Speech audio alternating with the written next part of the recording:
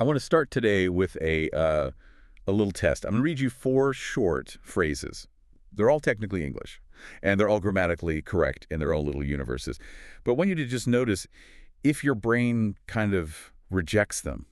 You ready? I'm ready. Let's hear them. Okay, phrase number 1, gold's slumped. Okay. Short and punchy. Phrase 2, check reservoir full. Phrase 3, need and need. And finally, number 4, becoming cooler tomorrow. Need and need. That sounds like a hypnotic suggestion for a baker. It does, right. But the one that really trips me up is gold slumped. I mean, since when is gold a plural noun? I have a gold ring or maybe some gold bullion if I'm lucky, but I don't have 3 golds. To me, these just sound broken. They sound like a robot on low battery or maybe a bad translation you get in a scam text. And that's the completely natural reaction. To the average speaker of, let's say, standard English, those sentences sound deviant. They just feel wrong. But here's the hook for today's deep dive. Every single one of those is perfectly grammatically flawless. Flawless. Check reservoir full is missing half its words. It's missing the words you expect to be there in your world. But in the world where that sentence lives, it is the absolute gold standard of communication. What we're diving into today isn't broken English. We're looking at this linguistic phenomenon called natural sublanguages. Sublanguages. Okay, let's unpack that, because when I see that term, my mind immediately goes to slang. You know, Gen Z on TikTok, or maybe surfers talking about shredding the gnar. Is that what this is? It definitely overlaps with slang. Jargon is a part of it, for sure. But a sublanguage is something much more structural, much more rigid. We're drawing on the work of linguists like Richard Kittredge today, and the distinction they make is really, really key. A sublanguage isn't just people using cool words to sound exclusive. It needs 2 very specific things to even exist. Okay, so what are the requirements? First, you need a community of experts, people who all share some kind of specialized knowledge. So doctors, pilots, baseball players, lawyers, that kind of thing. Exactly. But the second condition is the crucial one. They have to be communicating about a restricted domain in a recurrent situation. It's not just 2 doctors chatting about their golf game. That's just them speaking standard English. Right. It's those same 2 doctors talking about a very specific type of cardiac surgery over and over again in the operating room. And because they're doing it over and over with the exact same, narrow set of problems, the language starts to, erode. It streamlines, it evolves. Think of it like a desire path in a park. Where the paved walkway goes around a corner, but thousands of people have just cut across the grass, and eventually a new, straight dirt path forms. Shortcut. Yeah. Sublanguages are linguistic desire paths. They cut out the noise. They shed all the unnecessary grammar that standard English insists on. So our mission today is to look at how these mini languages actually rewrite the rules of grammar, how they became this secret weapon for early AI, and then, and this is where it gets a little dystopian, what happens when we try to force humans to speak like machines.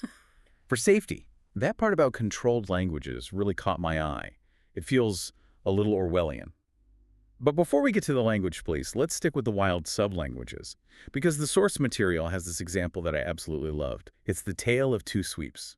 Ah, yes. The baseball report versus the bug report, a classic example of how context just changes everything. So let's look at world number 1, baseball. The source quotes a newspaper report from Montreal. Now, I'm a casual sports fan, so I can follow it, but if you just look at the phrases objectively, they're insane. You have wild split, dropping the nightcap, and behind RBIs. Dropping the nightcap is a personal favorite. If you took that literally, in standard English, it sounds like a clumsy waiter losing a hat, or maybe someone spilling their evening drink. Right. But in the baseball sublanguage, that phrase, 3 words, conveys a massive amount of specific data. It means the team lost the second game of a doubleheader that was played in the evening. All that from 3 words. It's all about efficiency. But the word we want to focus on is sweep. We know what this means in sports. The example is the Redbirds opened the campaign by sweeping Laval 10-4 and 12-5. Right. Now, I want you to look at the grammar there, not just the meaning, the structure. In the baseball sublanguage, the verb sweep has a very strict rule. Team A sweeps Team B. Subject, verb, object. But a very specific subject and a very specific object. The subject has to be a winning team, the object has to be a losing team. And there's usually a score attached. That's the pattern. Okay. So technically, could I say the bat swept the ball? In a poetic sense, maybe in the novel, But in a baseball game report, absolutely not. It would be ungrammatical within that sublanguage. It would sound wrong. Okay, so that's the baseball room. Now let's flip the switch. We're going to a completely different world. Entomology, the study of insects. Specifically, a paper on the Japanese hanging fly. A fascinating creature, I'm sure, though I admit I haven't been keeping up with the hanging fly literature. You're missing out. But the researchers, they also use the word sweep. Listen to this sentence, though. Males swept hind legs over vegetation. Okay, let's break that down grammatically. The subject is the insect. The object is the leg. The location is the vegetation. So in baseball, a sweep needs a winner and a loser. In entomology, it needs a bug, a leg, and a leaf. Precisely, and this is the aha moment. In the insect sublanguage, you physically cannot say, the insect swept the forest 10-4. Wait, because insects don't play innings. I mean, yes, it's factually nonsensical, but linguistically, it's that the connections are forbidden. We tend to think of English as this one giant ocean where any word can swim anywhere, but sublanguages are more like these little separate aquariums. In the baseball aquarium, sweep connects team A to team B. In the insect aquarium, those connections don't even exist. The code changes depending on which room you're in. So to bring it back to those weird sentences from the beginning. Gold's slumped. That's the financial aquarium. In standard English, gold is a mass noun, like water. You don't usually say, I have 3 waters. You say, some water. You don't say, I have 2 golds. Or on Wall Street. On Wall Street, the word gold has shifted. It can mean types of gold futures or gold-backed securities. So suddenly, it becomes a countable noun. You can pluralize it. Golds is a perfectly correct subject in that room. And check reservoir full. That's from an aircraft hydraulics manual. This shows a different feature, compression. When you're writing for a mechanic, every inch of page space costs money. Every second of reading time costs money. So the sublanguage just evolves to delete the little words. The articles, like the and a. And the verb to be. Standard Englishes, check that the reservoir is full. The hydraulic sublanguages, check reservoir full. It's like caveman speak, but for, highly educated cavemen. Economy of expression is the polite term for it. But you're right. And this brings us to a really interesting analogy from the source material.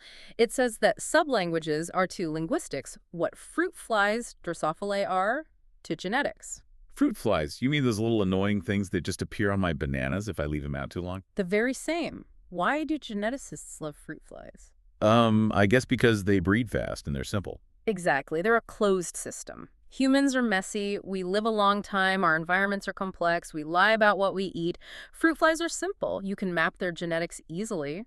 Well, standard English is like a human. It's messy, it's huge, full of poetry and slang and exceptions.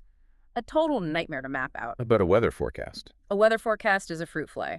It has a tiny vocabulary, maybe 1,000 words, max. The sentence structures are super repetitive. It's a tiny, closed petri dish of language. And because it's a petri dish, we can experiment on it. Or we can teach a computer to understand it. This is why sublanguages were actually the first massive success story for artificial intelligence. We're talking the late 70s here, way before ChatGPT or anything like it. This was the Teo Mateo system, wasn't it? Yes, 1977, University of Montreal. They wanted a system to automatically translate weather forecasts from English into French. Now, at the time, trying to translate a novel like War and Peace, impossible. The computer would have just melted. But weather is just sunny, cloudy, rain. How hard can that be? Well, it's actually trickier than you'd think, and this is where the sublanguage concept just saves the day. Let's take the word heavy. In English, we say heavy rain and heavy fog. Right. Heavy just means a lot of it. Or intense. To a human, yes. But if you try to translate heavy into French, you hit this semantic wall.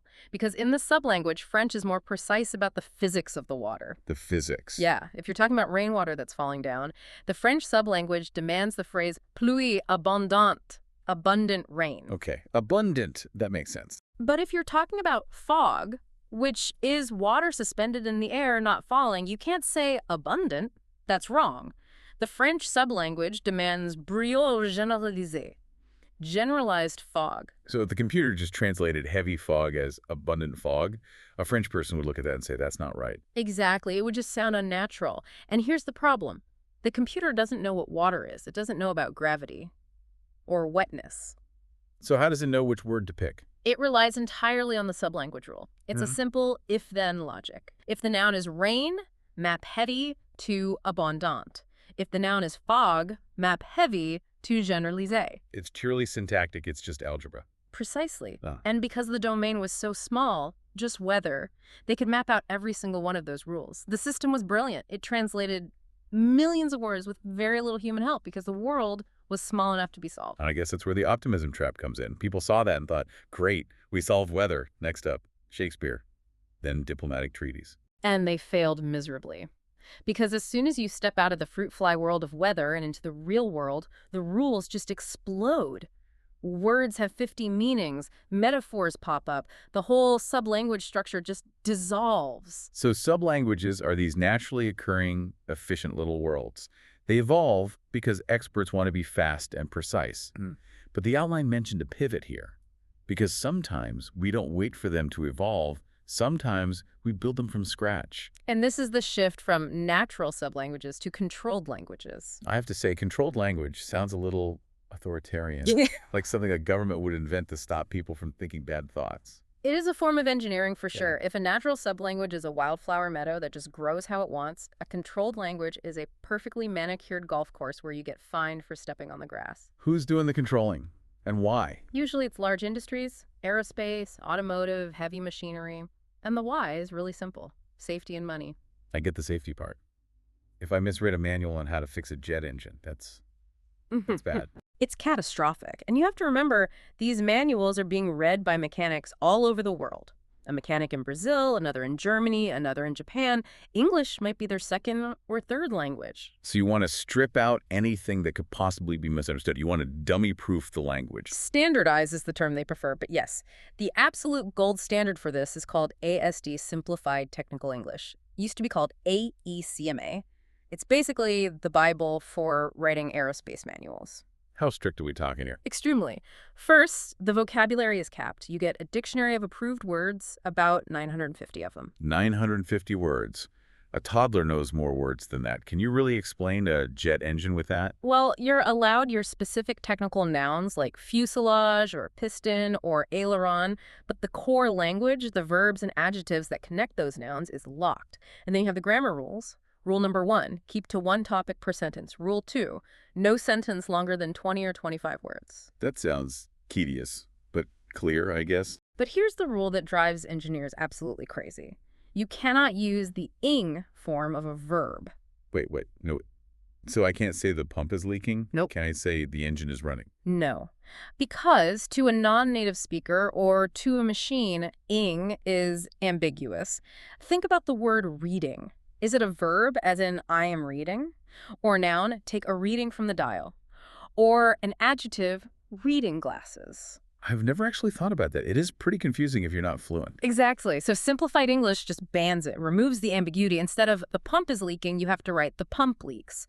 Or the leakage comes from the pump. The pump leaks. It sounds so caveman again. It's robotic, the pilot flies, the gear retracts, it strips away all the nuance of time and continuity. And this is where the conflict comes in, Yeah. right? Because we spent the first half of this talking about how experts love their sublanguages. Yeah. Baseball writers love saying dropping the nightcap. It shows they're smart. It proves they're in the tribe. Right. Natural sublanguages are about identity and efficiency. They are bottom up.